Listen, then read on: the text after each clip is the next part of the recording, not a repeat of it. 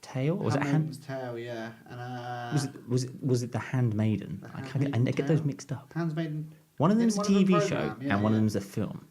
Oh, well, The Handmaiden, I think. Is the film? I think. Yeah.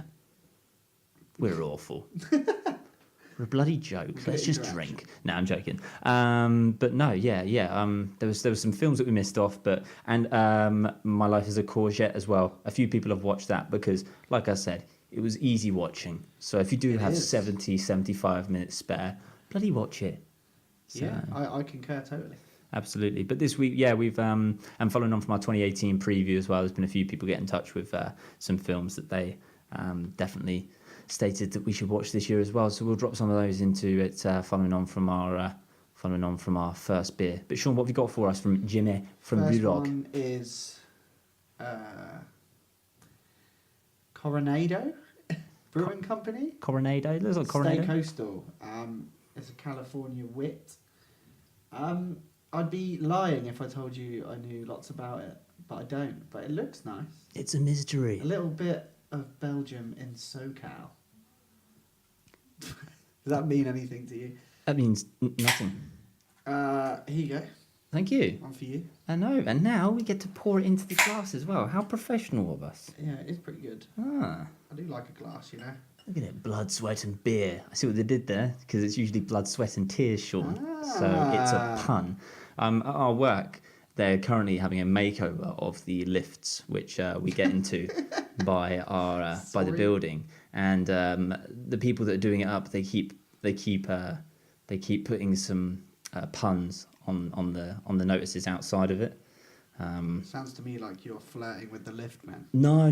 They keep putting puns on the notices outside of it, which are awful. We noticed one outside of it today, and it was like, sorry, don't mind me, I'm getting plastered before I have a makeover.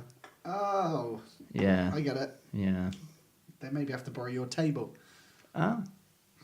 That was awful. I'm going to have a sip of this. Go on. You should, because this is the whole point of the show. Oh, that's nice. A bit like Blue Moon. Yep, straight away, Blue Moon. Oh, that's well nice. Well done, Jimmy. Yeah, very good. He's really redeeming himself after Sourgate, as I like to call it. What about red wine in a can? Hey, I'm not complaining about that. That was again, that was That was lovely. I did like that. Yeah, That's really nice. Orange Ave Wit, California Wit, Coronado Brewing Company. It's very nice. It's got some Never heard of it spices before, in but it's delicious. Hold on a second. It was a 2014 World Beer Cup champion. Yeah, let's not belittle this one. This one's a bloody champion. This one's the Ronaldo of beers. This one's the Germany of the world, because they won the 2014 World Cup. I don't know. I can't remember. You don't remember that one? That was they stuffed Brazil. 7-1. 7-1. Yeah. But I'll take pictures anyway of what we're drinking, and you can see it on our Instagram. Yeah. But I recommend this highly. Again, we got it from Brewdog in Southampton. So Yeah. if you can't find it anywhere, be sure to go there. Absolutely. And just like that, we're going to segue into our news. News. That's you like that? Good. Yeah. It's very good. Thank you. Let's not beat around the bush. It's a big week on the film side of things. I've tried to delve. I've seen a few things on Twitter, but you couldn't stay too far away from it, Sean, could you? No. It's bloody Oscars week. Exactly. The noms are out. I did want to stay away because I got the updates, but I didn't want to look into it too much. The noms are out. The noms are out and running away with it. It's followed on a little bit from, what we know as as I said, the Golden Globes. We touched on it with the first episode of this podcast, didn't we? With the wins from it, didn't we? Yeah, I think so. Yeah. With obviously Shape of Water running away with it over there. Yes. And 3 Billboards. Shape of Water getting 13 nominations. That's good. I'm glad. Just one short of the record of 14 nominations. Yeah, what's that? Lord of the Rings. Yeah. Yeah. That's good though. 13. That's well, 14 would have been the record, I believe. That's a pretty good punt. Yeah. Really. Yeah. One of the ones which they thought it could have got and it didn't get was the visual effects. It didn't. It didn't get visual effects. What? But visual effects, to be honest, is stuff like Star Wars, Blade Runner. Yeah, but things like that, like effects. yeah, but Shape of Water is more like I don't know. it's like a guy in Yeah, an I'm aqua suit, surprised. isn't It's, it? it's Really? a lot more. Other than the scene where they're in the bathroom and it fills with water. Yeah. I think that's the only one really that, and even that looked a lot like people underwater. Yeah. I don't think there was a lot of CGI. No. So Which kind of makes me love it even more. yeah. So that was the main, should we say, winner of the nominations. We'll see obviously who wins when the Oscar awards do take place sometime in February. I forget when. Did you hear about the? I don't know if you're going to talk about it. I bloody will. So let me get on to that. Thank you. Jesus, don't steal my thunder. Well, I thought you were like wrapping it up. Why am I going to That was wrap it up? done. I'm going to give you my top picks, my top takeaways from the Oscar nominations from my other notepad over here, Sean, my physical notepad. Physical. Here we go. Why don't you take it from your mental notepad? Yes, my mental notepad. Yes, I've got two notepads, people. One on my phone and my physical notepad. So here we go. Luke's takeaways from the Oscars. Greta Gerwig, Best Director nod for Lady Bird. The first female nomination for Best Director since 2009, Sean. Oh, really? Yes. Since Catherine Bigelow for, obviously... Go on. I don't know. I can't remember 2009. Come on. The one with the war. The one she beat James Cameron for. The one with the war. The one with the war. Warhorse. No, the something dark zero. I forget what it's called now. Zero Dark 30. Yeah, I forget what it's called. Zero Dark 30. Oh, the one about Bin Laden, wasn't it? Yeah, I haven't seen it. that's awful. I forgot what it's called. Apparently, it's not that awful because She won, shit. and she actually won for it as well. So Yeah, but it's not like like those films you think are going to be shit, like Sicario. You thought was going to be shit, but it's actually really good. yeah. Do you know what I mean? So yeah, Greta Gerwig being nominated for that, and there was obviously talk of Patty Jenkins potentially being nominated for. I thought she would have got a nod for Best Director, but Yeah. the film's got a lot of flaws for me, but not probably for our director. What I for- just think it goes. Well, then it ends up going all CGI heavy at the end, doesn't it? What, Patty Jenkins and Yeah. with Yeah, I think her Wonder Woman. directing, you've got to give a lot to that. I think, I think she can get a lot of props for that film. Yeah. My second takeaway from this, ready? This is quite a good one. This one, Logan, the first comic book film, okay, to get a nomination for adapted screenplay at the Oscars. What do you think about that? I think That's quite impressive, isn't it? When you think about it, I mean, a comic book that's film. testament to the material. Yeah, isn't to the material, because obviously it's adapted from Old Man Logan. it? Yeah. I want you to think back on some comic book films as well. And do you think that I propose this question to you, being a comic book film fan as you are? Do you think that there's any comic book films that have come out that maybe did deserve a nod? And are there any that could come out that you foresee could also get a nod in the future? Not really, just because. I mean, like Age of Ultron, for instance, the comics are massive and there's a lot to them, whereas the film kind of didn't really elaborate on the stuff that it does in the comics. It's the same with Civil War, really. I've read Civil War recently, and it's only really Civil War in name. It's not really Civil War in terms of actually adapting from, from the graphic novels or the comics, themselves. But Logan's deserved because it's a bit more true to the comics, and I think a lot of comic book fans will probably think that as well. I don't think Avengers films and stuff necessarily goes really to the material like it should. No. But I don't mind that because I'm not huge on Marvel. No. as like Would a- you as say comics, but- potentially one of the only ones? And I don't. I completely went on my mind blank then when you said it. Did you say Civil War? Yeah. What about Winter Soldier? Did that I follow? didn't read The Winter Soldier. I only know that. I mean, the story's true enough, but I think it's. The Winter Soldier is, again, the film's only really a name. It's not really solely about the backstory of the Winter Soldier. Do you know what I mean? Yeah. I think it touches on it, obviously. Logan but- really is the only one that really followed yeah, on Logan from. proper, does really follow it. So. Watchmen Well was deserved. Watchmen- Watchmen's Wa- too Watch- close, probably. but and then very divisive in the I liked audiences. it, but yeah, I understand why people don't. Yeah.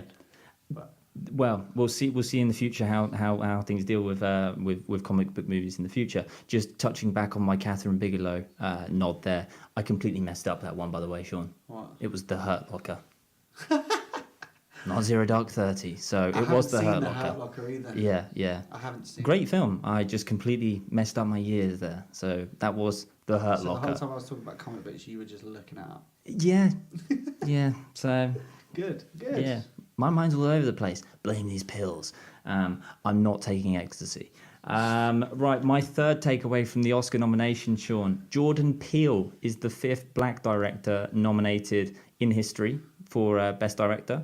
Wow. He's also obviously nominated for Best Original So this Screenplay. is Get Out. Yeah, and Best Film for Get Out.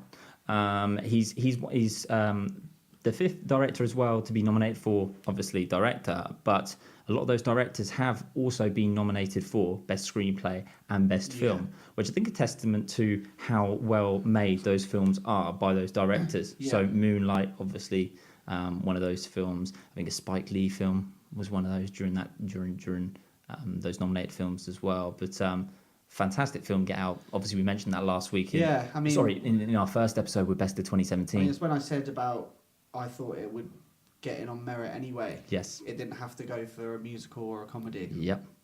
So I'm glad it did get. I'm glad it did get the nod. That's good, and it's good for that type of film. Because obviously it leans towards horror as well, so it's good to see something of that ilk. And obviously Daniel Kaluuya getting nominated for Best Actor. That's amazing. Representing the British. That is. So yeah, for sure, that's amazing. I Good bet man. he's absolutely stoked. absolutely, really glad to see Get Out actually get a lot of nominations. Yeah. Full stop. I didn't think, because I think even when we spoke about it, I said that the Academy wouldn't recognise it. Yeah. And I'm really surprised, and pleasantly surprised. Yeah. That they would appreciate it as for what it is, sort of thing. Definitely. So that's Definitely. yeah, well done. My 4th takeaway: a lot of history making nods at the Oscars so far. Rachel Morrison is the first woman ever nominated for a cinematography Oscar. Really? Ever. Wow. Okay.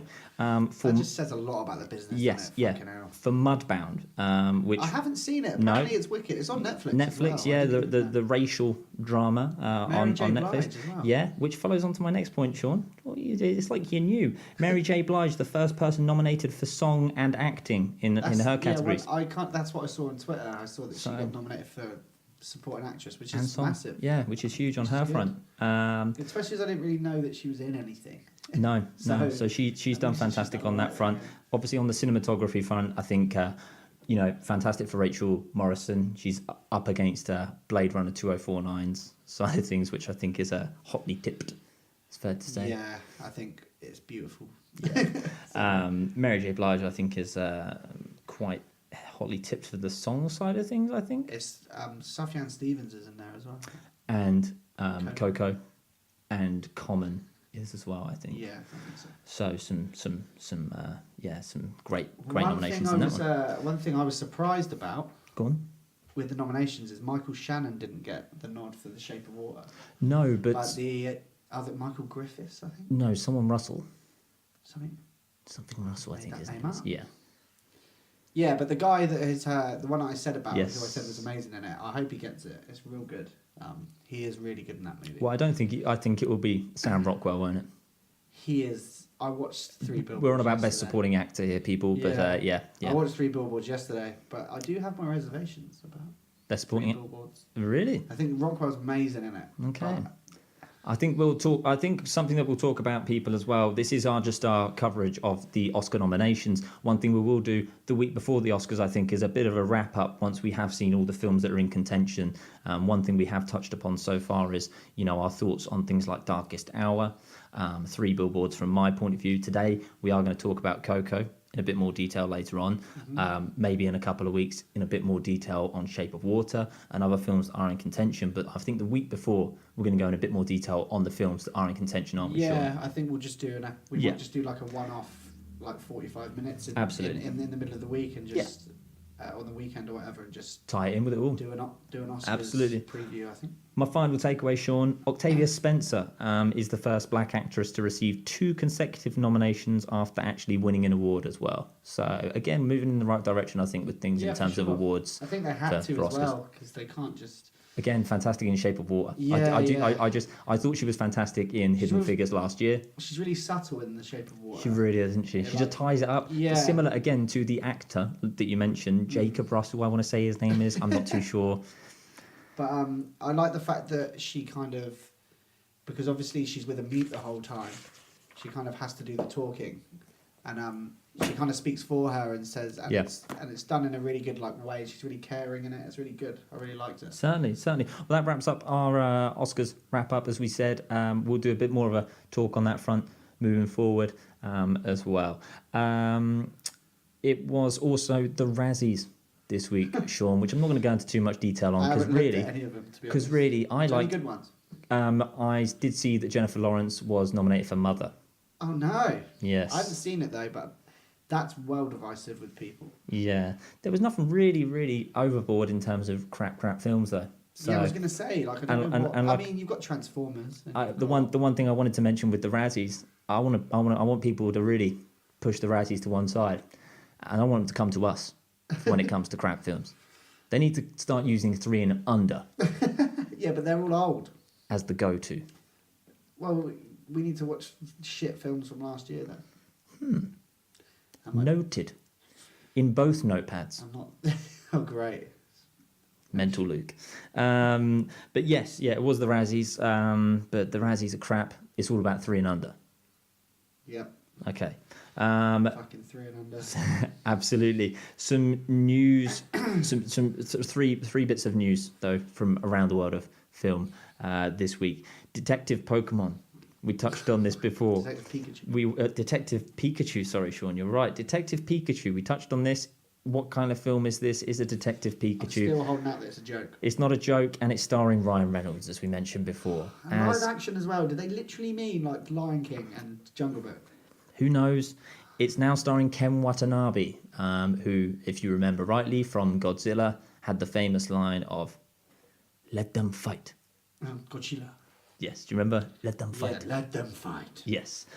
He is now going to be in it as well. So the cast is looking pretty strong. And I don't know why. Who's he going to play? Fucking Squirtle? I don't know. Professor Oak? Who knows? I'm Jesse. I'm holding out. James. I'm holding out for George Clooney as Professor Oak. Something like I that. don't know. Mate, it's going to be so bad. I don't know. Have you seen there's that trailer online though of the live action? It's like a fan made one of a live action Pokemon trailer.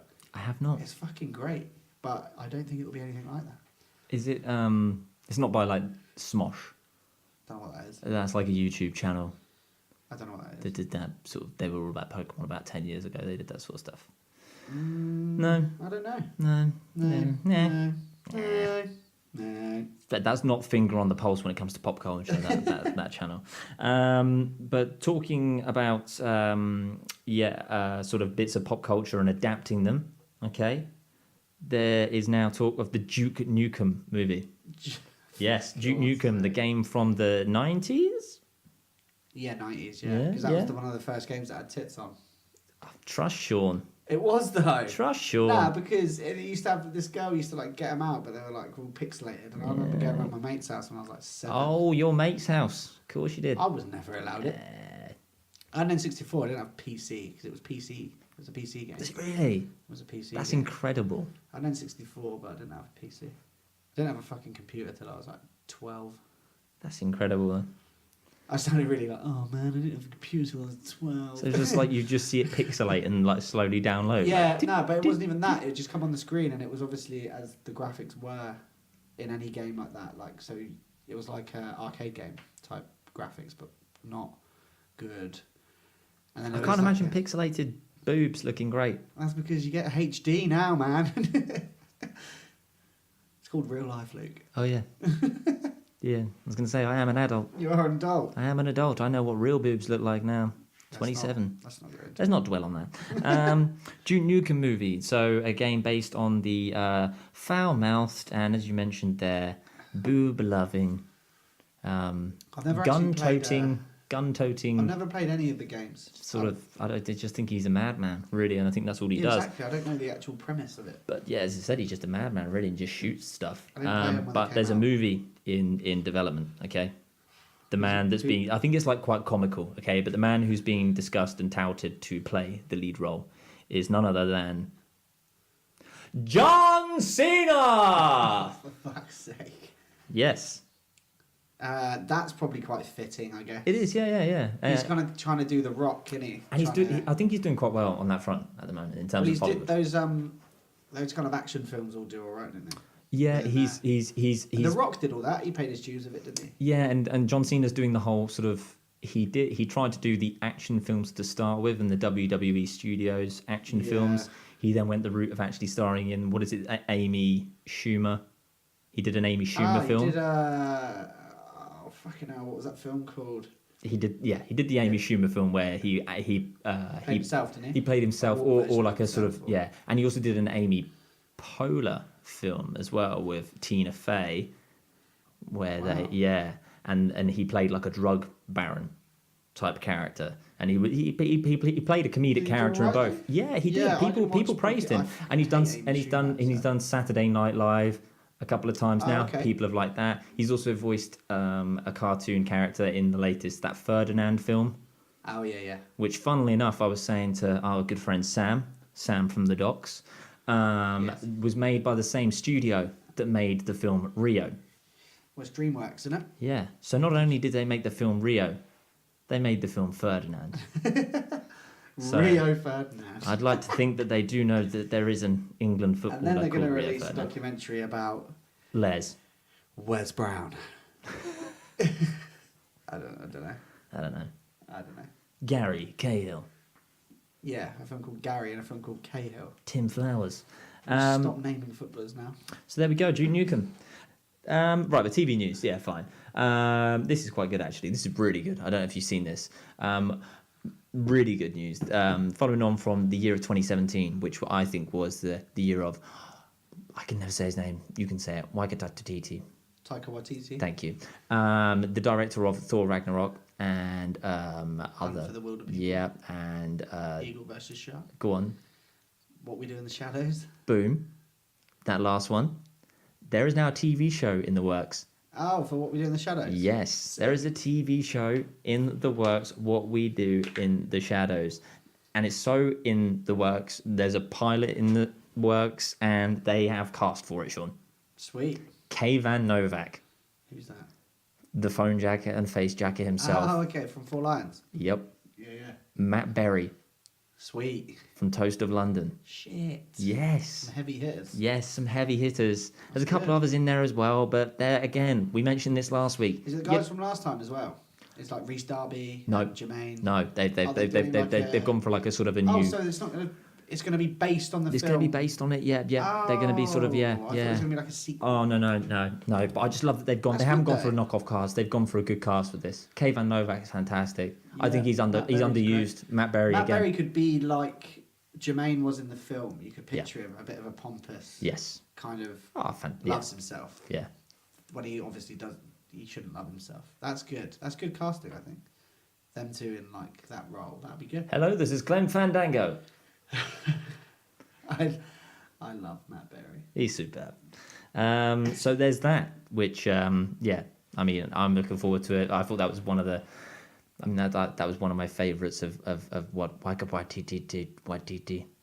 Taika Waititi. Thank you, and what he did, and I'd strongly recommend people watch that alongside Hunt for the Wildebeest. Wilder Hunt for the People. Wilder People. I haven't even drunk all that beer. I haven't even drunk any of it, Sean. Jesus. I've been telling you, I'm subtly, sorry. to drink this fucking beer. The second bit of news from TV land, not going to call it the silver screen or whatever I called it before, the small screen. There is a TV series in early development. Okay, just anyone. Anyone? That normally happens in the business. By the way, there's a TV series in development. See you later. That's my second bit of news. There's also another one. Okay. That's the end of the news. No, I'm joking. There's a TV series, early development, of The Mighty Ducks. Oh, fuck off. Really? Wowzers. Wowzers. Apparently I say wowzers. Apparently so. Um, Yes.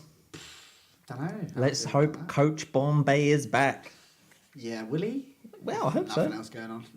What, Mr. Estevez? He's probably like been waiting for a call up for the Mighty Ducks. Massively. I watched it recently, actually. There's discussions of it to be one of the ones to be streamed on the Disney on Service Network. Oh, great. So That'd be cool. I'm looking forward to it. yeah. We've already we talked about this, didn't we? I think over a bloody tipple. We have spoke about this over a bit, for sure. Yeah, the fact that one of the key reasons that they had the Fox buyout was the fact that Fox have got a lot of on-service TV shows. Yeah, they've got the FX side of things and whatnot, and Disney buying that they wanted. Well, I think they're just going to absolutely destroy everyone with that streaming service. So, so Family Guy, American Dad, stuff like that, Simpsons, and then that bearing in mind with making their own X-Men and their own Fantastic Four, probably TV programs. Bloody, they can bring back. You're gonna rule the world. Bring back Recess. Oh, I love Recess. But they just have it on there, wouldn't they? Boy Meets World. So they just have all that. Sister's coming back as well, may I add. What, like the same? Sister is coming back. The same girls. Sister. I'm gonna keep saying sister. Sister. Yeah, the levels were all right on that as well, by the way. Pete talks about levels tonight, so yeah, I'm just looking at the levels. What, the original cast? I just saw a picture of them and I saw it said Sister is coming back, so I assume so. And Two of a Kind, Renford Rejects, and all that will come back. Oh, no, Renford Rejects was Nickelodeon. So was Sister. Nah, Sister was on Disney, wasn't it? Well, I went off topic. I'm sorry. I can only apologise. Boy Meets World wasn't there, was it? I was right with Boy Meets World. And that was. Smart Boy. That was Disney. Yeah, TJ Hennessy. Yeah, he was like 5 years ahead of. He was like in high school, wasn't he? Yeah. Yeah. Damn, that kid could pull and though. He was in He could pull. And he was in Friends for one episode. Was he really? Yep. Oh, you look really proud of yourself with that one, boy. So there we have it. Mighty Ducks TV series in early development, and Simon Pegg and Nick Frost. They've started up a production company. It's called Stolen Picture. Stolen Picture. They've got a film coming out, which I've forgotten the show. I've forgotten the name of it, but this is TV news, Sean. So I'm going to tell you about the TV show they've got coming out. Here, Luke. Thank you. It's called Truth Seekers. The film or the production company? The production company is called Stolen Picture. Right. The TV show is called Truth Seekers. Okay. It looks like they're going back to the sort of spaced style of a TV show, and it follows a 3-person paranormal investigation team, focusing on a different paranormal incident every week. Cool. And they were like Doctor Who. Well, no, they were quoted as saying it's the thing that they loved about, or the reaction that they got to Shaun of the Dead was that zombies are quite a global thing, that you don't. It's the language of it is global. You know, it's not a local thing with it all. Do you know what I mean? Dead. Yeah, exactly. The paranormal side of things is the same. Yeah. So they feel that they can kind of go into that in quite a lot of detail, and hopefully it'll be a success, and they can find a lot of comedic. I would like, I mean, them value in it. They're a winning formula, aren't they? Yeah, So, and they've got a lot coming out as well at the moment. Those guys. I mean, I love that Cornetto trilogy. Love it. Hot Fuzz is still just kills me every time. Great movie. Working more with Edgar Wright would be nice, but I don't know if Edgar Wright's kind of off. I think this is something that they're superstar. I think this is something that their production company's doing, and they're having some creative influence on. I don't think they're being involved in it on screen. What's that? As in Peg and Frost. Oh, This is something they're involved with. They're going to be. That's good though. Like, you like to think that they're kind of passing the torch. Yeah. I like so that. We might get some fresh new blood. Yeah, for sure, which would be good, I think. Yeah. And as long as they oversee it and it's not just them in name and they just don't care, because you want it to be like of similar ilk, don't you? But that sounds good. Yeah. I had some genuine excitement on the TV show side of things though this week. I like the What We Do in the Shadows news. Yeah, that's great. I looked at that and I was like, fucking hell, that's good. That is really good. Kay Van Novak and Matt Berry and like 2 really underrated guys on TV, I think. Yeah, definitely. Yeah.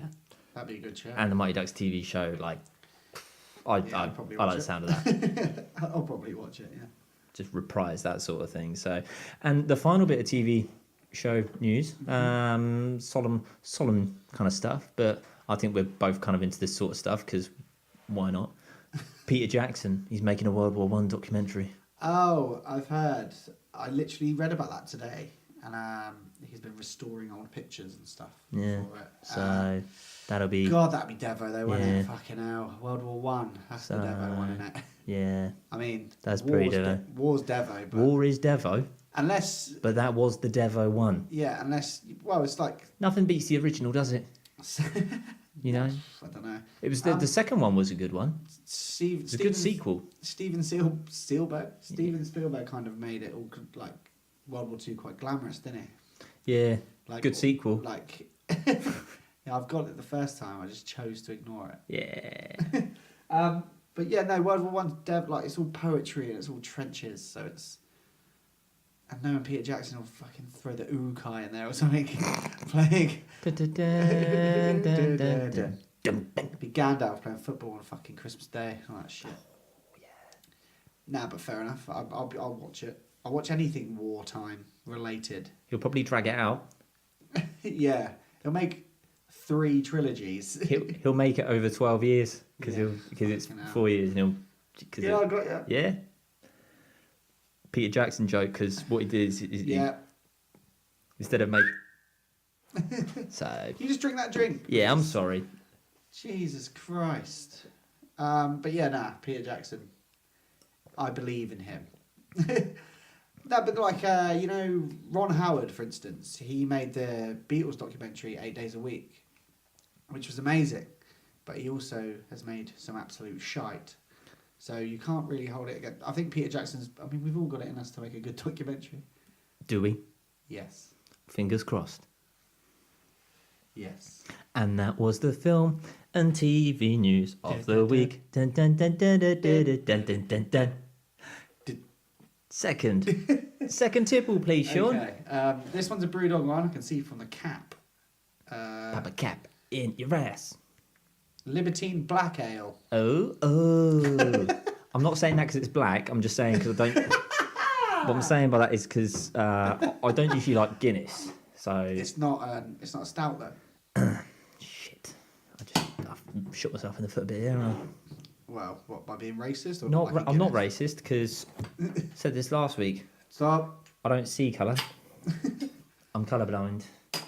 Like Darius said. This is a pale ale, but it's a black pale ale. That looks like medicine. And It's black, isn't it? Luke always looks terrified of the beers.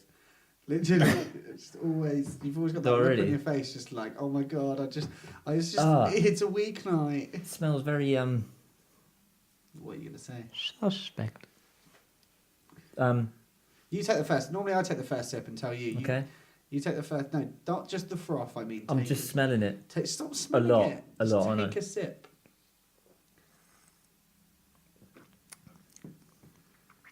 Oh, it's very, very coffee-y. Oh no, is it coffee? Mate, that's really coffee-y.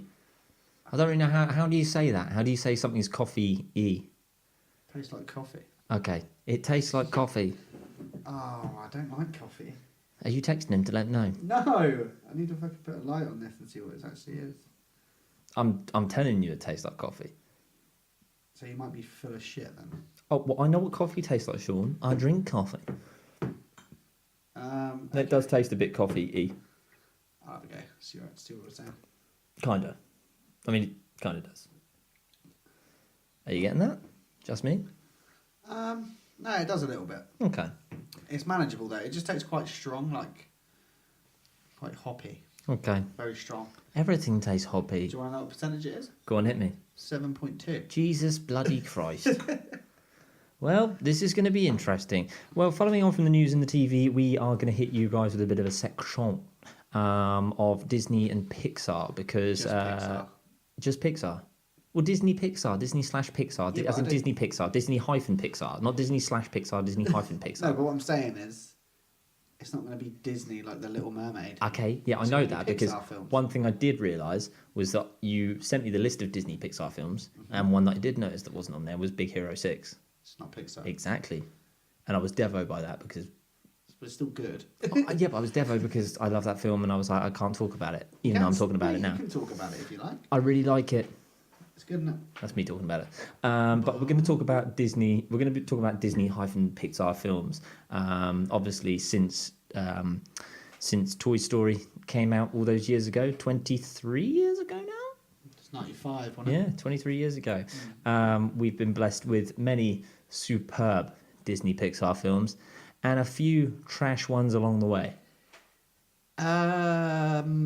Well, A handful of turd ones, it's only, I think, personally, it's only a couple of turd ones. the Cars films. Okay.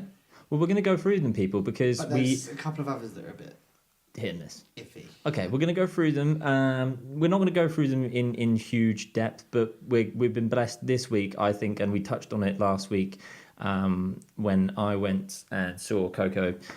And you've seen it now, Sean, am I right? We're seeing Coco.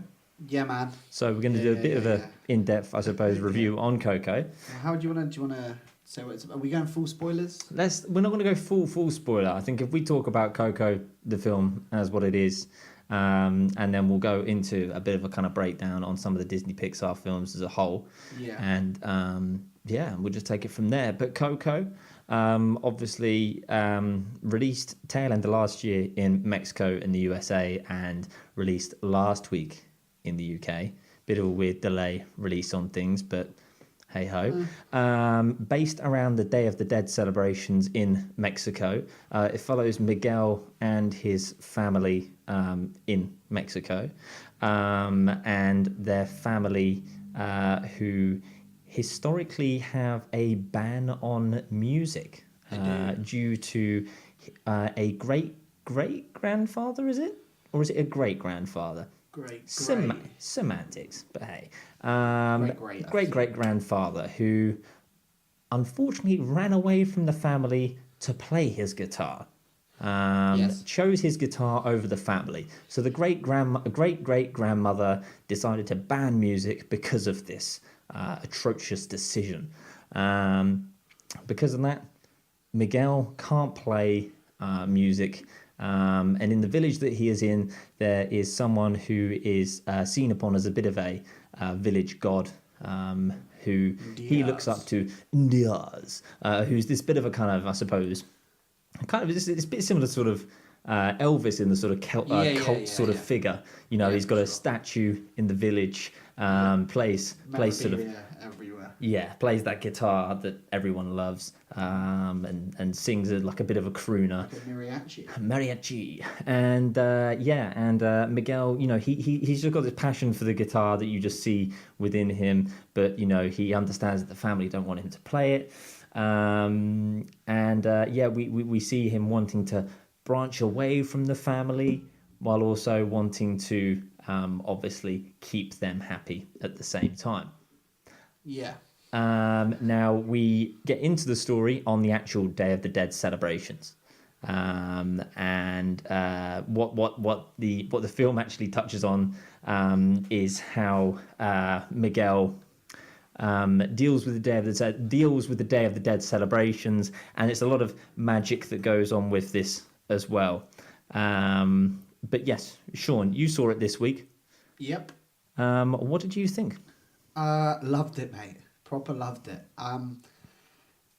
The thing with the movie, which is why I put it maybe above certain other ones that I really like within Pixar, is just because it got me at my home, if you know what I mean.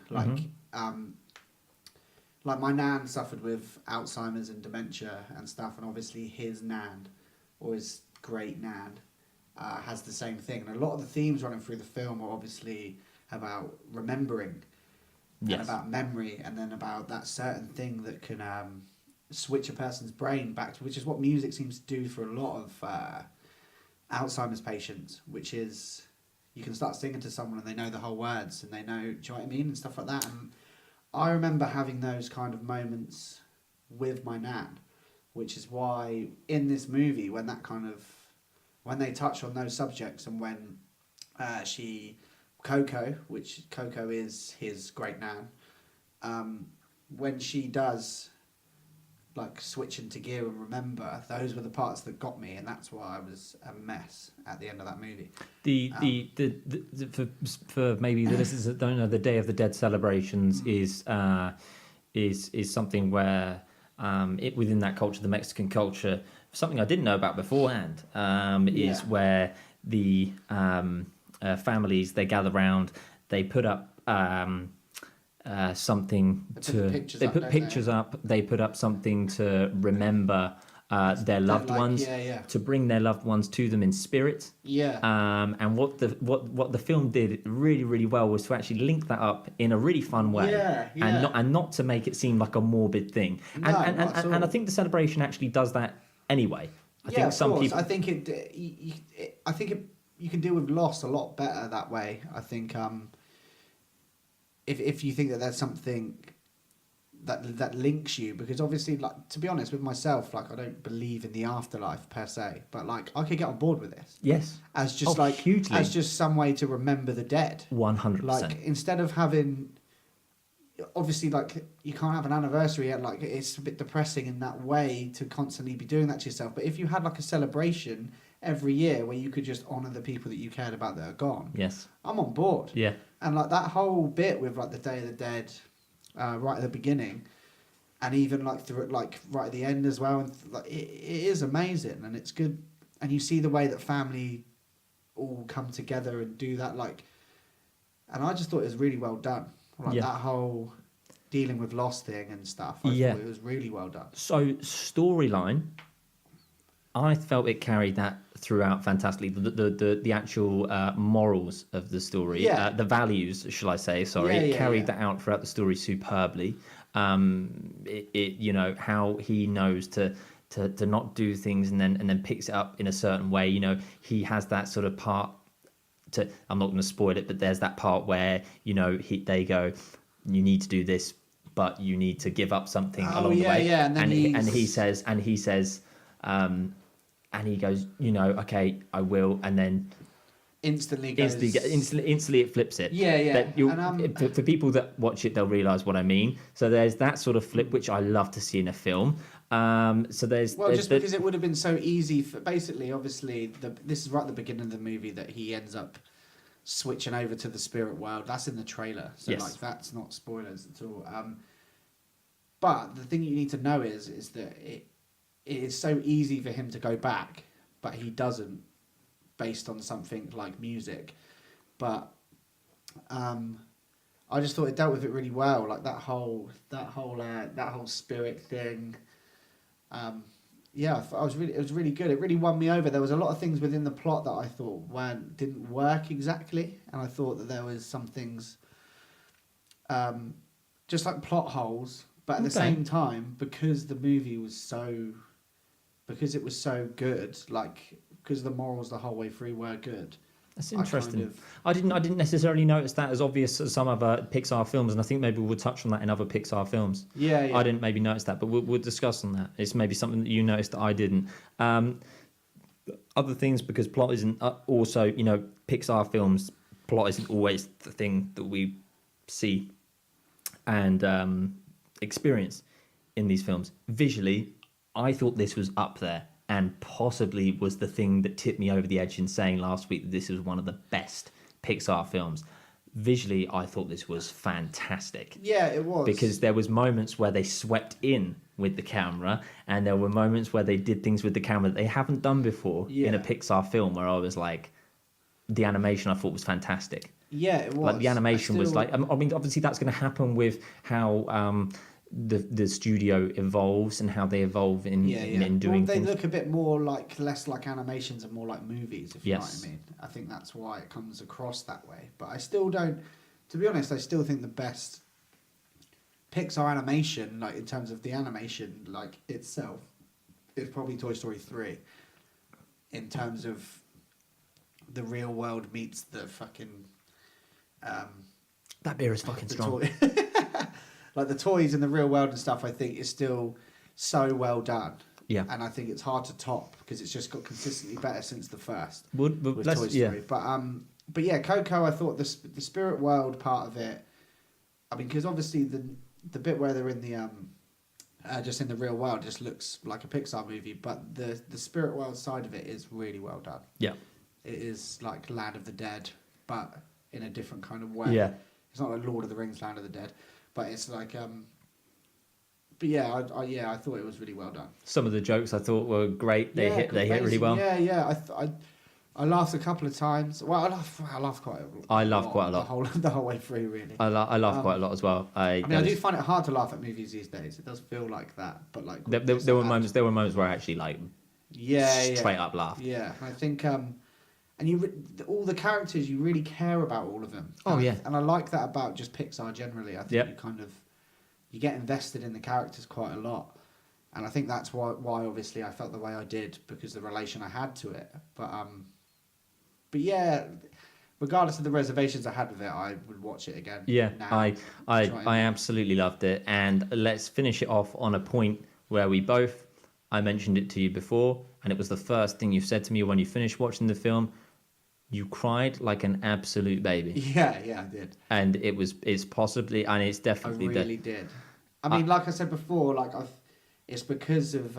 It's because how close it hits home. Yeah. And mate, it was. I mean, in how Toy Story 3, I cried at Toy Story 3 because I think it was because for a film it finished things off quite nicely for me. Toy Story 3 finished things off quite nicely because it was how I went through a journey with that film, and for a film it finished things off quite nicely.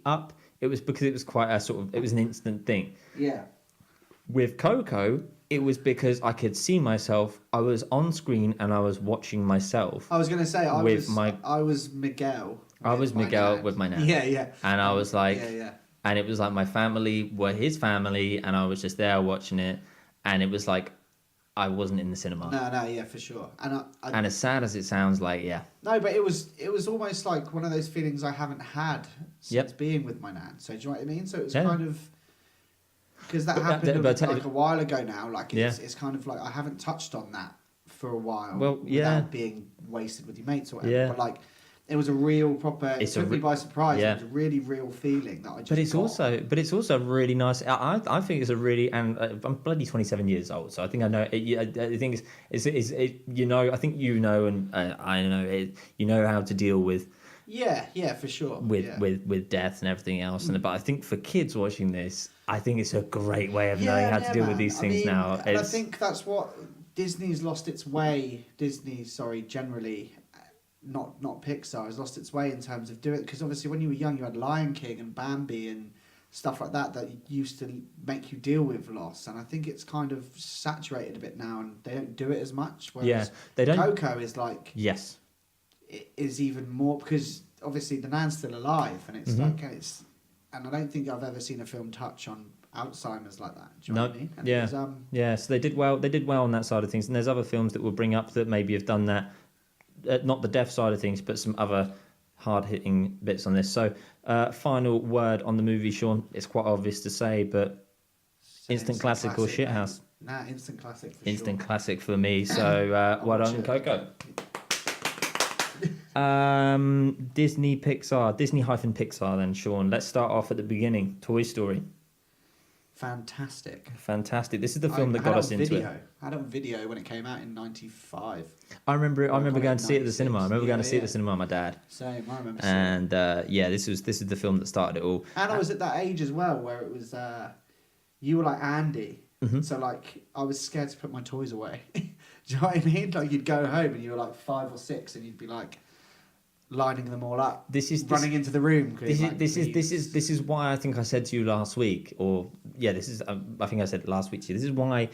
This is why I don't think I can include Toy Story in any sort of Disney Pixar list, because I don't think that I think it's a separate entity.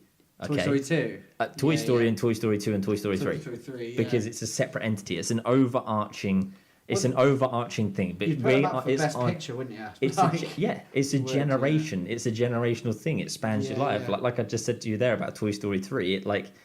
It goes over your. Well, do you know what I mean? You were exactly that age when you watched it, as the same age as Andy. And That's the love of it. Yeah, That's the yeah. love of it. And So they're flawless. I mean, there isn't anything that I would ever say that's wrong with those movies. yeah, Like, at all. So, I mean, I don't like I can pick holes in a lot of things, but I don't think I can with Toy Story. no, I'd really struggle.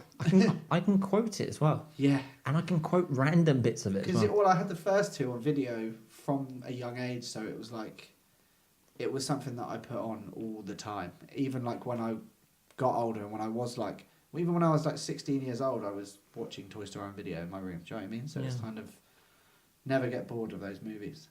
I used to like quote the bit where Sid would wake up in his wake up in his sleep, and he would say, "I want to ride the pony." Ride the pony. Yeah, like, yeah. everyone used to quote that bit. And it's like, why? That's such a Sid. weird bit to quote. That makes no sense. But Toy Story for me is a separate thing, so we can talk about that all day long. Like, but yeah, that's just Disney Pixar. But is one of the ones included in the Disney Pixar list A Bug's Life? Yeah. Yeah. That's like, that was after Toy Story, so that was That's the next one. It's great though. It's a very underrated one. I think. love it. I And the really thing like is, it. 'cause I'm a beautiful butterfly. yeah. And I like what's his name? James Woods is Hopper. Hopper. Hopper's scary. Evil. Yeah, yeah. Evil. And also, who's the crazy one? The crazy fucking grasshopper in it as well. The one who's like Kevin Spacey, isn't it? the one who's like the one who's like Oh yeah. But it doesn't have a voice. It doesn't have a voice. But It's just there's a yeah, crazy and it's on a grasshopper. leash. Yeah. Yeah. Yeah, that one scared me as a kid. I I mean, I wasn't a kid. I think I was getting a bit too old to maybe. Oh no, scared. Kevin Spacey's Hopper. Yeah, Kevin Spacey's Hopper. Oh, Sorry, yeah. no. Oh mate, that makes him even more terrifying. That's nuts. I Yeah. didn't even think of that. But the rest of the cast as well are just nobodies. Dennis Leary's in it. It's pretty funny. Oh, okay. Mate, Princess Dot is Hayden Panettiere, or whatever her name is. Oh, really? From Heroes. She's a little Oh, okay. baby bug. But Bug's Life was great. I meant that was another one I saw because I used to get those confused with Ants because obviously DreamWorks tried to do the same. I've actually got the theme stuck in my head. Is that Ants? Oh wow, that's Ants. I don't know if it is. No, those two films you can get So- mixed up. No, I think that's But Bug's Life. Ants is Woody Allen, isn't it? Sylvester Stallone. Yeah. That's pretty funny. No, I think it's Bug's Life, by the way. Yeah, no, it is Bug's Life. Yeah, no, it is. But Bug's Life is great. It is like Dark, It's- but not too dark. it's But yeah, weird it's really that it's the if you look into the list of Pixar films, it's the lowest rated one, but the low no. Listen, the lowest rated in the 90s. So you've got Bugs. So like Finding Dory, Monsters Inc., Ratatouille, Wall-E, The Incredibles, Coco, Up. They're all like 92 and above. So there's like 13 films that are above this, but Bug's Life is still 92%. Oh, okay. That's So, good like, though. That's pretty good going still. Do you know That's what I good mean? going, yeah. Considering for the time as well. I mean, the only things that are below it are Cars, Brave, and The Good Dinosaur, and Monsters University. So it's definitely. I'd agree with that. Yeah, for sure. I And agree I with think it pips Finding Dory for me as well. Probably. Yeah, I would say so. I still rate So, Finding what, Dory. what do we just get? not. What do we get? What do we got next chronologically? Up from A Bug's Life. I mean, like I said, the below ones are Monsters University, Brave, The Good Dinosaur, and then all the Cars films. Okay, so all the Cars let's. films are the worst ones. So the worst ones for me, like Cars, can just do one. Cars 2 for sure could do one. Cars can just like you can take all the Cars films, and you can just put them in a fire. Put them elsewhere. Yeah, I would just take a massive dump on them. Yeah, they're not. I think when the first one came out, it's got some funny jokes in it. Like I haven't it's even not- watched them. Like they're that bad. Isn't Like I that- feel like they were made It's Owen to be Wilson like. as I well. feel like they were all made so that they could just make free toys to put in Happy Meals, Yeah, and to be fair, that was it? It absolutely killed it for like merchandise. and just Kids loved it. to make shit duvet covers for kids Yeah, so you can and sit in a wa- car bed. and wall stickers Yeah, for kids, it's, like for your 5-year-olds and 6-year-old kids, just to keep them happy for a year, and then they realise that there's much better things out there for them. Yeah, I mean, Before they realise football I just think and it's a like bit of other a- things, like, and before they realise that, hold on, this talking car is shit. I just think it's a bit of a misstep for Pixar. Yeah. I think the first one had the ability to be good, and it's like 68% on Rotten Tomatoes. It's not bad. Like, the critics didn't hate it, but No, but in terms it's still of like off topic. Like, because in terms of a Pixar film, was that's being like a 10%. and it was being a DreamWorks film, really. You'd expect it out of like DreamWorks. Do you know what I mean? But Pixar's normally a bit more food for thought. A Pixar film making a film about cars is just like that's awful. It could have That's been such a good. cop out. I think that's such a cop It could out. have been good, but yeah, it just didn't work for me. When you look at the rest- there is a funny bit at the end of Cars 1, the outtakes are Toy Story about his cars with like Tom Hanks and Tim Allen voicing like this, like, you are a toy car, like they recreate the scene, so that's all quite funny. But that's the outtakes, And it's not in the and film. that's another film. It's not in the film anyway. But So but that one can metaphorically die. Actually, yeah, can just all straight of up them, die. All of them can. And Brave, it's just a Disney princess film, innit? But it is quite funny. But I don't rate it really. Can't comment on it. Haven't watched it. Didn't want to. The Good Dinosaur. Again, a bit of a letdown. That was a letdown. I think I watched half an hour of it. Yeah. Got bored But quick. like after that though, you've got Go on, hit me. Monsters Inc. Love it. Amazing. Ratatouille, really good. Really good. I need to speak to you about this. Obviously, Oh, Wall-E. Ratatouille. Was the Peep Show quite? What do you mean?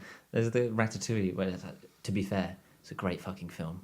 Yeah, it is. I always think of Ratatouille as that when was it Mark that says it? Yeah, I think so. To be fair, it's a great fucking film. But yeah, Wall-E. I still didn't watch it. I'm sorry. You didn't watch it? No, I watched Inside Out Why didn't you watch Wall-E? because I watched Inside Out and I then feel like I can't have a really good conversation with you about Pixar if you haven't seen Wall-E. you can talk about Wall-E to the floor is yours and you can talk to the audience about I just think it's the greatest love story ever told. It's amazing. It's real good. And considering there's no talking in it for the first half hour, really, I just loved it. From when I saw it in the cinema for when it came out to now. And every time I watch it, I really like it. I think it's really good. Jeff Garland's in it. homework. It's I real shall good. watch it. I shall. Please do. I'm sorry. Inside Out is good though. Inside Out was good. And that's very real, isn't it? So Inside Out Very- that was my bit of homework that about I did watch. anxiety Okay, and yeah, all sorts of I stuff. did like it, but I do think that it had it again, like you said about films that have its flaws. I feel like it did have its flaws. It had. I felt like the first act was great, middle like second act just kind of lost its way a bit, and the third act was great. Yeah. Where it like picked itself up, and then Yeah, you yeah. realised that without sadness, Yeah, you yeah. can't have joy. That was Yeah, the whole. yeah. That was the whole part that brought it together, and you knew it was going that way. But then when it actually did it, and she's really good in it. The voice, the way he does sadness. sadness. Yeah. Really, really funny. Some really funny bits in it. Yeah. So that was good, and I think, like you said, that Pixar didn't have the whole how to deal with death thing. Yeah. What was good with Inside Out was how to deal with your feelings. Yeah, and how to deal with being Because if in you're place. because if you're a kid and you're watching that, you're going, hold on a second, I can't just be happy all the time. Yeah, I yeah. do know that I can And deal with it's, deal with sadness. and it's the same as how your parents don't get what you're thinking. Yeah. And how they don't know. They could say one thing that they think's going to land, and it doesn't. But Then I love that, like, the dynamic of in your head, you have all the time, but you have to deal with it at a split second, which is, do I kick off? Do I be calm? Do I say this? Do I say, like... And I thought all of that was really good. I think, yeah, in the middle, the bit with the elephant and Yeah, stuff, yeah. like, it does... I think it takes away from what they were trying to say, because they I- had to fill that. But Yeah. I think it probably could have been a great short film. Yeah, and I did also feel I like still it sort of liked over dramatized it in the way that I was like, there, everything's going to be okay. Yeah, yeah. I was like, hold on a second, this is like way overboard. Yeah, like, yeah. In old Disney films, people lose their mums, and I'm like watching this and I'm going, No, but I think it deals with her. hold like, on, she's just lost her best friend that she played hockey with. No, but it's. I don't think. I think that's Like missing I the was point. just like, I wasn't missing the point. I was. No, I think that because it's not just her losing her best. Like, if you've ever had to, when you've had a core group of friends and you have to move to another country, like imagine having to deal with that, and that's what it is. It's about dealing with. It's still a form of loss. It's not like she could just go nip and see her whenever she wanted. Like she's gone, and that's like when you have to try and make new friends and do new things, and you have to totally change who you are based on who you're with, as opposed to it's not like oh she lost her friend you played. Imagine losing your friend that you played hockey with when you were like 8. I wouldn't play hockey. Missing the point again, Luke. Hockey's shit. I'm not giving you a 7% beer again. This is another thing, right? I'm just saying that's No. to me like the loss when you're a kid. I didn't really Loss is pick up on massive something. though, isn't it? Like moving away from all your friends is like huge. Yeah, Mum and Dad. Why'd you take me away from Devon? Oh yeah. What do you remember of Devon? The beach. Well, if you don't remember any of your mates and you just remember the beach, and you made good mates, There was a really old man round the corner who used to feed me sweets. we're gonna have to cut all I that. think they were sweets. Yeah, we're going to have to cut that down. But that's my 2 cents. That is like I don't think it's as simple as she just lost. her Nah, mate. I'm joking. They dealt with it well. I'm dumb. I'm messing. Go on. What else And you got for me? then, well, you got The Incredibles, We've which is a great great superhero film. great superhero film. That's definitely top 5 for me. Yes, amazing. I really like it. All the side characters are good as well, like Samuel L. Jackson, Yeah. Frozone, and then Yep. Edna is amazing, and even the Darling. guy who plays what's his name, the villain, A psych. Syndrome. Yeah, he's great as well. Really good. And then obviously you got Nemo. Nemo's banging. Nemo's top 3 probably for me. I I loved it. think Nemo. If we're Okay. excluding Toy Stories, by the way. Oh yeah. Because I am excluding Toy Stories. Trying to work out a top 5 here. Okay, so we've had a bit of a think on our top 5 after that little bit of a break that you probably didn't realise we had a break because fucking hell, we are good at so editing. seamless and professional on this. I really hope that was seamless. It probably wasn't, but a top 5 there. Go on then, Sean. Hit me with your top 5, and then I'll go straight in with mine. Go on. Wall-E, Nemo, Monsters Inc. Wall-E, Nemo, Monsters Inc. Up, Coco. That order. Wow, that's really interesting. In the order of how much I love them. Okay. Bugs Life. Bugs Life's the Bugs Life's number 1. Bugs Life's number 5. Oh, I went from number 1. Oh. Wait, come on. You always go 5 to 1. Okay, Coco, Up, Monsters Inc., Nemo, Wall-E. Okay. Bugs Life, Yep. Monsters Inc., Mm. The Incredibles, Up, Coco. Fair enough. No Finding Nemo. Yeah, that's weird. It's because I forgot about Finding Nemo until you mentioned it 5 minutes ago. I think that's better than Incredibles and better than Bugs Life. I think it's better than Coco. I just forgot about it. Wow. Yeah. They're just for me, it's not that memorable. Well, it took you long enough to try and put it in, so it must have been a bit memorable. No, I was actually trying to put in Ratatouille. Yeah, fair. Ratatouille is banging. It's a fucking good film. To be fair, great it's a movie. fucking good film. It is, to be fair, it's a fucking good movie. And that finishes off our Disney Pixar section quite nicely. Which I thought was lovely, by the way. I know. Talked about some grand films quite nicely, and fingers crossed for the future of it with The Incredibles 2 and Toy Story 4, which we'll see how that goes. Incredibles 2, I think they'll probably be better than a lot of comic book movies. So I think it's like in keeping. I think this is a time for Incredibles 2. Yeah. Whereas Toy Story 4, not so much. We'll see. Could But surprise. yeah, every chance it can be great. Who knows? Sean, hit us with the third and final beer of the evening. What the hell is going on there? Fucking hell. That's a glorious looking beer This is a porter. in terms of the can. What's a porter? What does that mean? So they're sort of similar to a Guinness. a porter. Is that like after I just said that? And this is Death by Coconut. Irish style porter, Coconut death by chocolate. coconut, pass dash hit. Wait, what? 6.5%. Smells bloody lovely though. 6.5%. Why, Jimmy? I'll just start buying from other people, aren't we, Luke? What have you done today to make you feel proud? What the hell is that? An espresso in your glass. I'm No. really glad we're drinking these out of glasses now, so we know what we're putting in our mouths. Do you know what I mean? Look at that. No, I like the glass. I think it's good. It's thick. Oh my god, it smells a bit pissy. I mean, no, it's...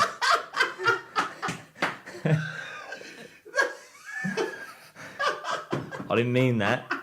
I didn't mean that. Hold on. I didn't. What do you mean? I didn't mean that. It smells better in the can. Maybe Sean. Fuck off. I think what I What do meant. you mean, pissy? Smell it from the glass. Not getting that, are you? It's just me, isn't it? It does smell a little bit pissy. It does smell a little bit pissy. Maybe it's mixed with the other beer. Does it smell it? Taste the piss? I like that. It's nice. Ooh. Pleasantly surprised. I'm very pleasantly surprised. Oh, I'm not actually a porter gentleman. I don't really go for it, but the only porter I go for is Gregory Porter. who the fuck's that? I think he's a singer. I think his name's Gregory Porter. I'm unsure. No, that's really nice. That's really nice. Death by Coconut. I also like the can. It's a great can. It's by brewed and canned by Oscar Oscar Blues Brewery. Colorado, USA. I haven't seen this anywhere. Oh so- shit! For God's sake. No, that's really nice. Really, really pleasantly surprised considering Luke said it smelled like piss. Colorado's in Denver for all you USA states. South Park, mate. So if they don't know that, then I'm just letting people know. It's 12 fluid ounces as well. Just Luke, stop reading the can why not, mate? because we're in the middle of something. Oh look, it's coconut, chocolate, and choconut. See what they did there? I told you it was coconut and chocolate. You're not listening to me. Sean, it's the third act of the evening. So you know what time that is. 3 is the magic number, and this week the magic number fell on your head. 3 and under. Oh man, yeah. It was your time to shine, and it meant that it fell on your side of the desk, and you had the pleasure of watching my choice, which was Meet the Spartans. Unfortunately, it wasn't in the canon that was Meet the Parents or Meet the Fockers. Yeah, fucking spoof shite. To be honest, Yeah, spoof films. I wasn't aware. I did not. I mean, I saw the poster on IMDb, and you I did not even. It didn't even click. I did not put 2 and 2 together. I did not think for a second that it could be a rip-off of Meet the Parents meets 300 in any way, shape or form, Sean. But, delight me with the plot. Hit us. Okay, right. So when you're For our listeners that maybe didn't tune in last week, I hit Sean with the pleasure of watching Meet the Spartans, and he had to review it. And here is our review of Meet the Spartans, a film that unfortunately had how many? What was it? 2.7 out of 10 yeah on IMDb. 1% on Something like that. Yeah. Oh man. And Sean had to watch it last week, and here is Sean's review for our pleasure or displeasure.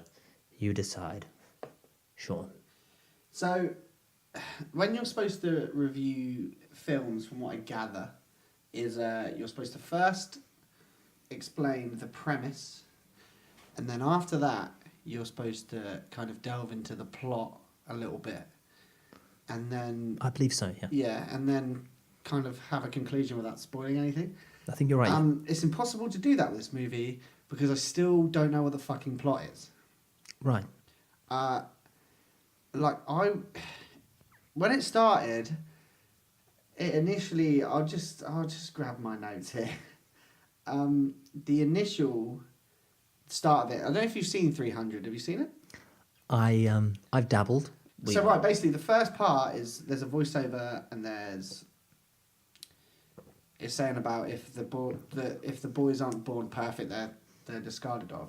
To which they uncover Shrek, like a little baby Shrek, green head and everything, looks up and says, "Hello, mummy, I want to suck those titties." That's good. Right. That's good. So from the I like from, that. I from like the that. That's good. get-go, Makes sense. from the get-go, I was like, "This is going to be fucking great." And then, same scene, beginning, about fucking 2 minutes in, they uncover another baby. It's an Asian baby. Brad Pitt and Angelina Jolie come in. Oh, so it's Mr. and Mrs. Smith era. Yeah, I like it. And then they come in and buy the baby, obviously. Ah, good. I like where they went with that. So, the thing is, I've got all these notes that were supposed to prompt me to remember what was going on, but they don't.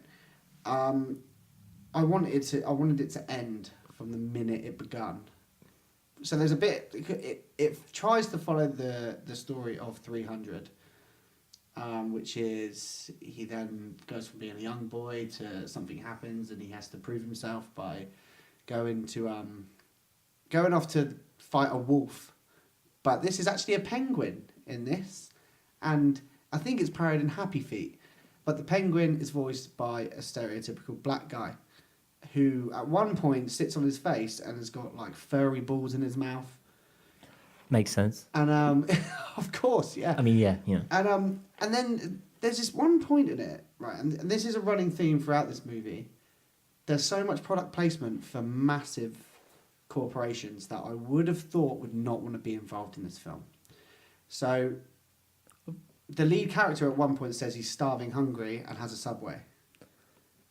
What? Yeah. And so he's supposed to be, and Subway let this happen. It's weird because in my one, Pledge This, you had FHM, which you'd understand FHM's involvement with a film with Paris Hilton. Yeah, but this is Subway, massive, huge company.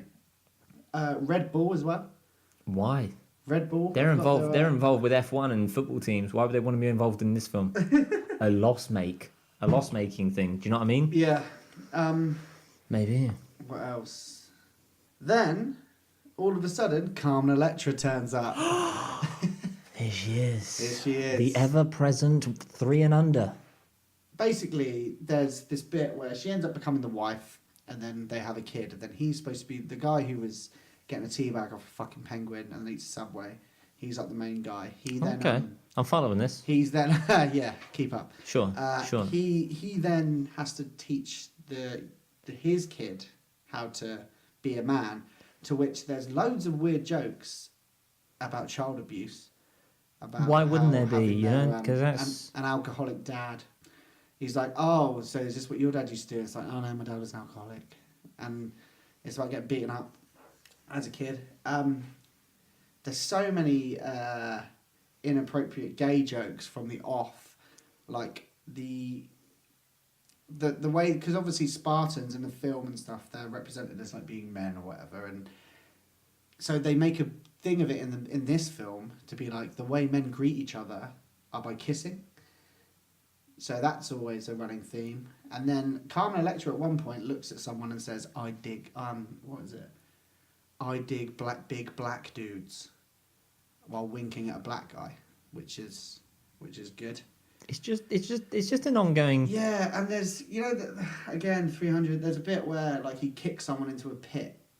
Yep. And they managed to rework that scene for about 10 minutes, where they kick Britney into the pit, they kick American Idol into the pit, and it's Ugly Betty, I think, gets kicked into the pit.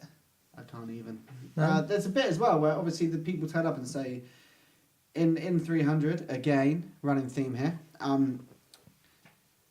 The Persians turn up and basically say they're going to enslave the nation or whatever. But in this one, he says all the women will be sex slaves, and all the children will be put in sweatshops to make Nikes. How have they got away with that? Yeah. This got released in cinemas, didn't it? Yeah. How did they not get a? How did they not get a sue? And then what I've got here is black stereotypes, weird Britney parody. At one point, they say when they're like training or something, or like they're training to battle, they say it's like being backstage at an Elton John concert. While he shows them the reach around, which is a battle move. Ugly Betty gets raped. I've got that down. Wow. Small dick jokes, obviously. See, this is just it's ongoing. I mean, these 3 and unders so far. What we're mate. just god awful jokes. I mean, they're parodies and awful. The worst part about it is because they're a parody movie. At least- Obviously, nothing's kind of safe. So it's supposed to be like they take the piss out of everything. But they even call out 300 for being a rip-off when they're a rip-off of 300. And they chuck Ghost Rider in there. There's a few. Right, the one thing I do want to touch on as well is Method Man. Right, this is probably where I'll have to finish it before I shoot myself in the face. Method Man of Wu-Tang Clan, like amazing hip hop artist, is in this movie, and at this point I'm really losing my shit with the movie, but especially as well because it's supposed to be 300 versus armies. There's only ever 16 people in a room at one time, obviously because they've got no money. So all the big action shots are just 16 people in a room. It's real bad. They can't green screen. No, 300. but they make a joke about green screen, Right. and 2 people at the back hold up a green screen that pictures hundreds of people. So they even know they don't have any money. And you think that Method Man might save the day a little bit Yeah. by being in it, but he ends up pretending to be a street dancer. Yeah, I know. And then, so he pretends to be a street dancer. I think, what did I write here? Here comes Method Man to perhaps save the day, perform Bring the Pain or The Rockwilder. But nah, he pretends to be a street dancer. At that point, I wanted to smash my own head in with the iPad I was using. I still had 53 minutes left. God. Yeah, and all the dance moves that he does as well is a person with their hat over their face. So it's obviously as like a stunt double doing it. And the worst part is the dance moves aren't actually that bad. So you feel sorry for the people actually dancing in this movie. You're like at one point they mentioned You Got Served, which is a terrible movie, but they actually have to parody a terrible movie. I don't know where else I can go. You're devastated, aren't you? Mate, Grey Goose. They product placement for Grey Goose. Yeah, but that makes sense because Grey Goose is shit. Nah, but everyone thinks it's like decent vodka, don't they? No, they don't. Oh, they're doing Not 90 good degrees, people. mate. Good people know that Grey Goose is shit. Carmen Electra does a Venom parody from Spider-Man 3. Ah, that makes sense. Venom shit. Yeah, that was Well, it's, bad. it's touching on some shit stuff, which makes sense because it's shit. Rocky's in it. Rocky. Rocky turns up. Rocky Balboa. Transformers turn up. Okay. This is okay. It kind of makes sense now. And then, by the way, they all die at the end because Megatron falls on them. There. Is that how you thought that film would end? How did you think it began? Do you even know what happened in the middle? No, because I don't know what happened at the beginning, and I don't know what happened in the middle. I don't know what happened. I know. I am so sad and so annoyed you made me watch this because I don't like spoof films at the best of times, but this was truly bad, and it finishes with a musical number. Oh, you don't remember what the musical number was, though, do you? No. That's a shame because I love a musical number. Oh, and by the way, if you didn't know who invented the post-credit scene, it was this. Go on. Because the credits are 15 minutes long, and there's no special effects, so there couldn't have been that many credits. They'd been really big writing.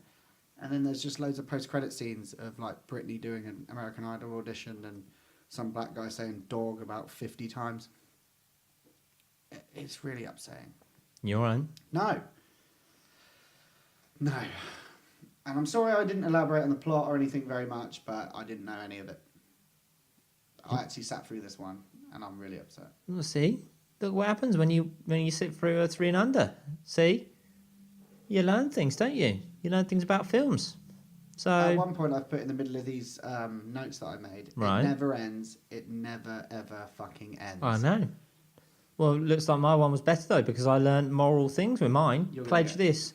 I learned that beauty is not just skin deep. And I learned you can be racist in cinema and get away with it. Yeah, and Subway will approve it apparently. Yep, and Grey Goose and Yeah. Red Bull. Well, Grey Goose and Red Bull, we understand that though. They're catalysts of this. Right. Can I just go on to what I'm giving you? Go and on. why I'm giving it to you. Oh, so now it's my turn. Yeah. You're getting something very similar because I know you'd hate it as much as I hated this. So, for you this week, mate, I'm picking Epic Movie. Oh. And this is even worse because it's a parody of Narnia. That's the premise. And to be honest, I remember seeing this once and it's fucking dreadful. Yeah, it's one of my favourites, so. You're going to love it anyway. But Yeah. that's what you've got this week. Epic movie. Mine and your relationship is definitely gone downhill since I watched the last one. It looks like it. I mean, you look like you're about to kill me. Is everything all right? I'm just going to eat this. Eat this beer. I'm going to drink this wonderful chocolate beer. Don't. Hey, Sean, don't drink it all. Back in Fuck, the, that is nice. back in the room. Sorry, I never realised how angry I was until then. I mean, it says angry a lot in my notes, but I don't remember because I had to watch that after Coco as well. Yeah, Coco just built you up to this point of. No, but I thought I'm devastated by Coco in a good way, but like I was like, oh, I'm all a bit fragile, and then I was just like, I shouldn't have been this fragile when I watched it. If I was like, if this was Saturday afternoon after Man City had won 6-0, I probably would have liked it. That's a lie. It would have been fucking dreadful. I never want to see it again. I can't want to step on my phone. I'm sorry, but I'm not because it's the whole point of this podcast. You've got Epic Movie now, so It's probably going to be epic. and it's a movie. Well, one thing I know is it will be epic. Pardon me. I mean, it's not going to lie to me, is it? Because Pledge This did Pledge This. And I did meet Spartans, to be fair. So if 3 and under proves anything, it does. It's literal. It's true to its word. It's literal. Definitely. The movies are literal, so I'm pretty happy with that. I'm just, I'm sorry you didn't learn anything because one thing I learned from Pledge This was beauty is not just skin deep. And Sean. at least you had softcore porn. I didn't get that. A lot. I didn't get any of that. And I'm sorry, one thing you did ask me off microphone last week was to send you the link, didn't you? You took me down the pub last week How and you fucking begged me. dare you. You begged me, didn't you? You must have been high, Luke. High off your love for that link. Let's move on. You said, Luke, oh please, you really sold it to me on that Holly Valance softcore sex scene. I've got Google, mate. Why would I ask you for the link? All right, mate. Anyways, on that glorious review of Meet the Spartans, I was going to say Meet the You just fart. No, that's my review. Don't even listen to the last You've part. got your arms crossed. You've been so open to me. You've been so open to me all podcast. And look at you. You're so closed up. I'm cross right now. I'm very cross. Oh, look at that body. A body. What? A body. Builder. A body. What do they call it? A body. A body. What do they call body behaviour. A body Language. Body language. A body language expert would have a field day with you, Sean. You crossing your arms on me like that. Do one. You are so upset with me. I'm sorry. I didn't realise how much I was until now. Yeah, I'm sorry. It's upsetting. I'm sorry. Well, let's leave it as that. And I'll watch Epic Movie. And fingers crossed it's epic, and fingers crossed it's a movie. I doubt either exist. And we'll catch up with you all next week. just remember to like, subscribe, and share, and comment, and let us know what your favourite Disney Pixar films are, and what Yes. what your favourites are for the Oscars after the nominations came out as well. And We are open for a discussion, for some debate about what we said, or if you want to talk about what we should do on 3 and Under. did you try out any of our beers this week? Did you try out Death by Coconut? Please do try Death by Coconut. Did It you is- try out Coronado? I mean, Death by Coconut is definitely something you want to try. I did say it smelled like piss. It did not taste like it. It tasted insanely good. Liberty Black Ale. I might have sounded racist when I drank it. It tasted amazing. Racist. I do sound pissed, don't I? Coronado also tasted amazing. So props to Jimmy. All three were Yeah, man. amazing. As I said, like, share, subscribe us on YouTube. Listen to us on SoundCloud. Just get involved on Facebook. Just let everyone know that you're listening to us. Fuck it. Who cares? Just let everyone know. Who gives a fuck? What? I said who gives a fuck? Sound like you said. Never mind. What? When you listen back, you'll know what it sounded like. Who gives a... No. Okay. But thank you very much, people, and just get involved. Let us know what you think. Thank you very And much. Good evening and good night. Ta-da. Bye.